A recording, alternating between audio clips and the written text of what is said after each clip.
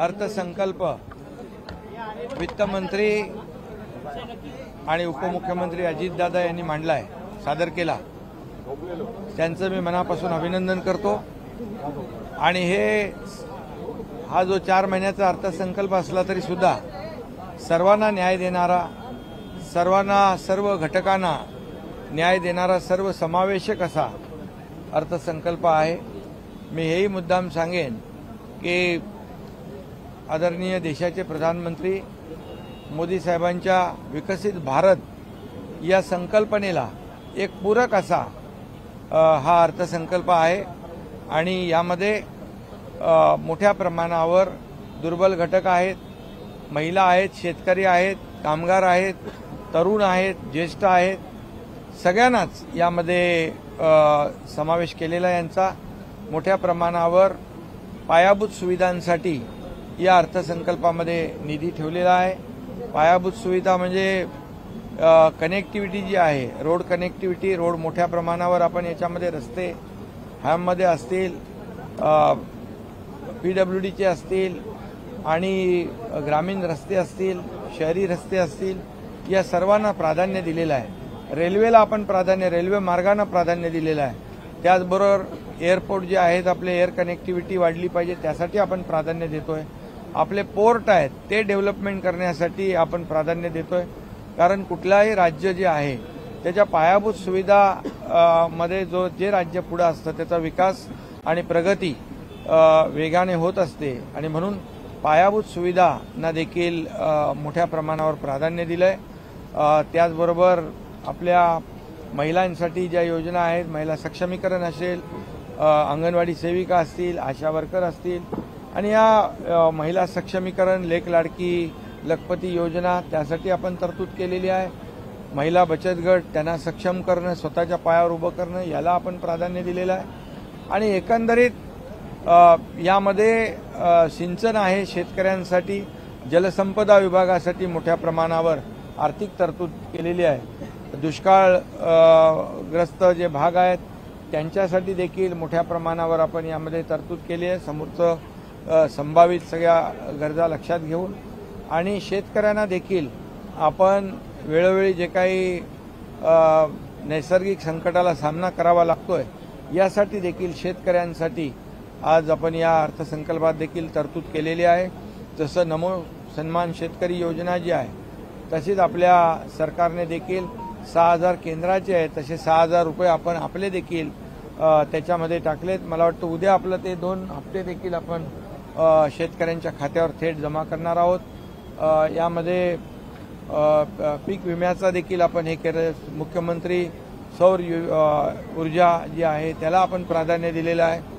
आणि एकंदरीत जी काही तीर्थस्थळं आहेत, गडकोट किल्ले आहेत, आपली संस्कृती आहे, आपली परंपरा आहे, यांना देखील आपण या अर्थसंकल्पामध्ये प्राधान्य दिलेलं आहे। मोठ्या प्रमाणावर पर्यटन स्थळांना चालना देण्यासाठी त्याच्यासाठी तरतूद आपण केलेली आहे। मी सर्व डिटेलमध्ये जात नाही, परंतु एकंदरीत जे सर्वसमावेशक, सर्व घटकांना न्याय देणारा हा अर्थसंकल्प या ठिकाणी या 4 महिन्याचा आहे। आणि या नागरिकांना, या महाराष्ट्रातल्या जनतेला याचा नक्की फायदा होईल। त्याचबरोबर आपण अयोध्या आणि श्रीनगर या ठिकाणी महाराष्ट्र भवन देखील बांधतोय। आपले हजारो लाखो लोक जातात। आज अयोध्यामध्ये राम मंदिर झालंय आणि त्या दृष्टीने आणि त्यामध्ये खूप मोठ्या प्रमाणावर आपल्या राम भक्तांना देखील फायदा होईल। करोडो राम भक्तांचं स्वप्न आदरणीय मोदी साहेबांनी पूर्ण केलेलं आहे। आणि म्हणून या सगळ्याच बाबी लक्षात घेऊन आपल्या स्पोर्ट्स जो आहे खेळ, त्यांना देखील आपण, जे खेळाडू आहेत आपल्यामध्ये, खेळाडूंमध्ये खूप चांगलं टॅलेंट आहे, पोटेन्शियल आहे, परंतु त्याला मदत पाहिजे, प्लॅटफॉर्म पाहिजे। आपण ऑलिम्पिक भवनचं भूमिपूजन पुण्यात केलेलं आहे। आणि म्हणून या सर्व बाबींना स्पर्श करणारं हा अर्थसंकल्प आहे।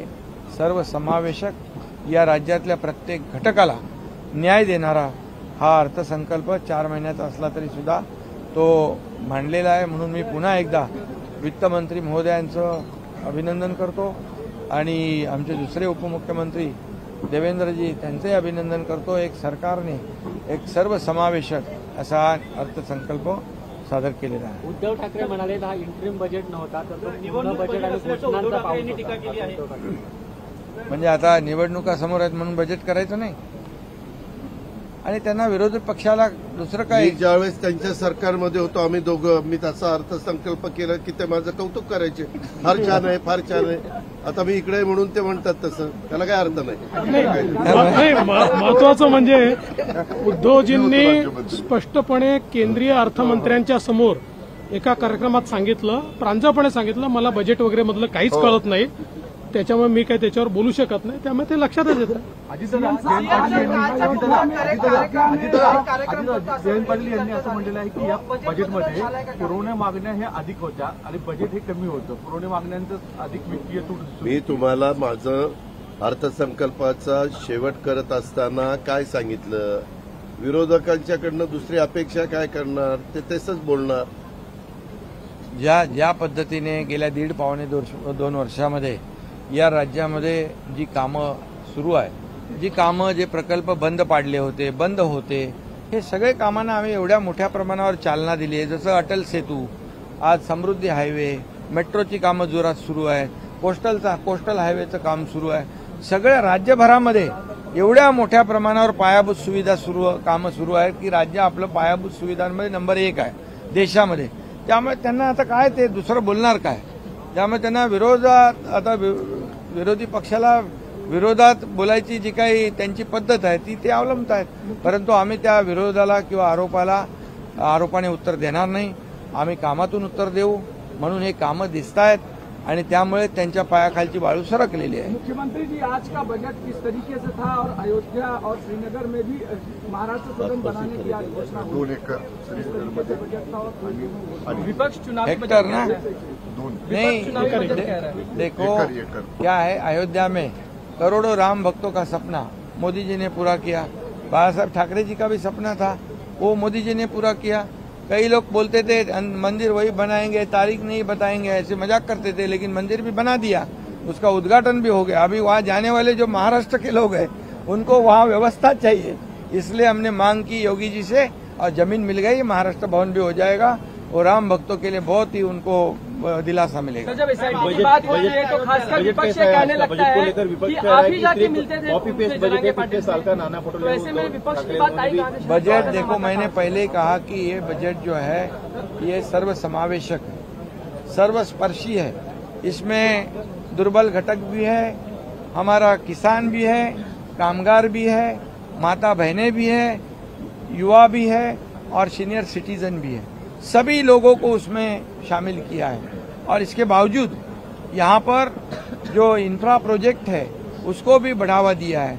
रोड कनेक्टिविटी, एयर कनेक्टिविटी, यहाँ पर रेल कनेक्टिविटी, रेलवे के लिए भी काफ़ी बजट में प्रावधान किया है. और हमारी जो संस्कृति है, हमारे मंदिर है, हमारे जो छत्रपति शिवाजी महाराज जी के गढ़कोट किले हैं, उसका भी संवर्धन, जतन, हमारी परंपरा बनाए रखने के लिए हमारी सरकार ने, अजीत दादा ने एक अच्छा बजट पेश किया है. उसका स्वागत करना चाहिए, लेकिन कैसे करेंगे स्वागत, उनको आदत ही नहीं, तो स्वागत करेंगे कैसे. संदर्भामध्ये या बजेटमध्ये स्पेशली अजितदादा तुम्ही प्रोव्हिजन केलेली आहे, आरटी निर्मिती केली आहे. मुळात आरटी केले ना मातंग समाजासाठी. करण्याची मुळात भूमिका काय, कारण की नवबौद्ध हा काय सामाजिक हे काय सातत्याने मातंग समाजाची ती मागणी होती. संख्या जर बघितली ना पार्टीची तर त्याच्यात थोडंसं त्यांच्यावर असं जरा दुर्लक्ष होत होतं असं ते पाहिलं आणि मग त्याच्यावर सीएम साहेबांनी आम्ही सगळ्यांनी ठरवलं की त्यांच्याकरता आपण आरटी करू. आणि आरटी बरोबर आणखी जे काही समाज आहेत, छोटे छोटे समाज आहेत, 12 बलुतेदार आहेत, मायक्रो ओबीसी आहे, यांच्यासाठी देखील आम्ही महामंडळं केली. आणि फक्त महामंडळं केली नाही तर त्याच्यात तरतूदही केली. त्यामुळे त्यांनाही मोठ्या प्रमाणावर याच्यातून दिलासा मिळणार आहे. वेगवेगळ्या पद्धतीने अडचणीत आणलं जात आहे. जर आपण इतर 5 राज्यांचा विचार केला देशातल्या प्रमुख, तर महाराष्ट्राला या अडचणीत आलेल्या प्रकल्पांचा आणि त्यावर होणाऱ्या कर्जाचा, व्याजाचा खूप मोठा फटका बसतोय.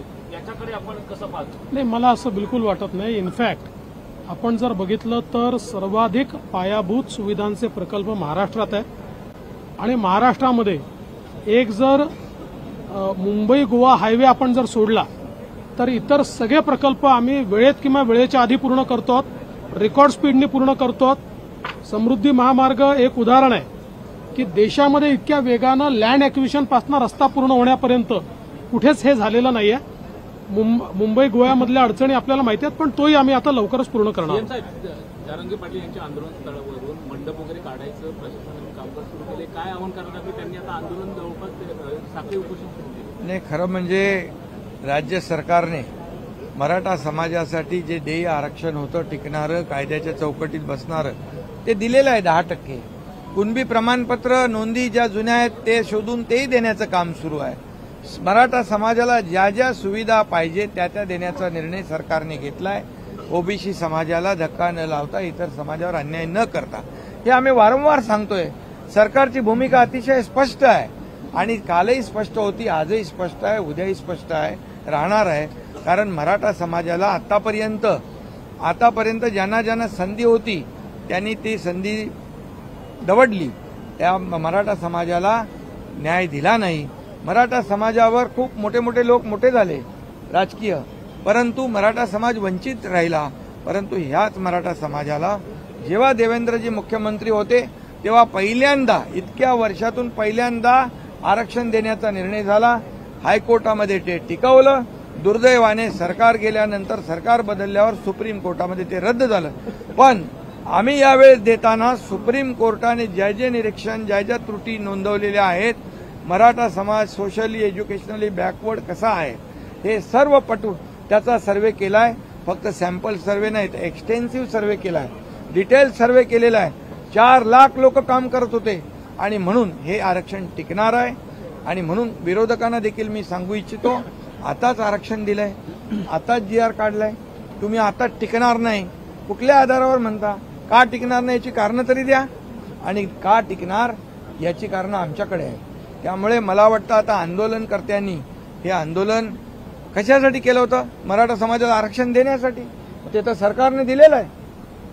सरकार प्रत्येक गोष्ट जी आहे ते करते आहे आणि मला वाटतं आता हे आंदोलन करण्याची आवश्यकता कुणालाही नाही.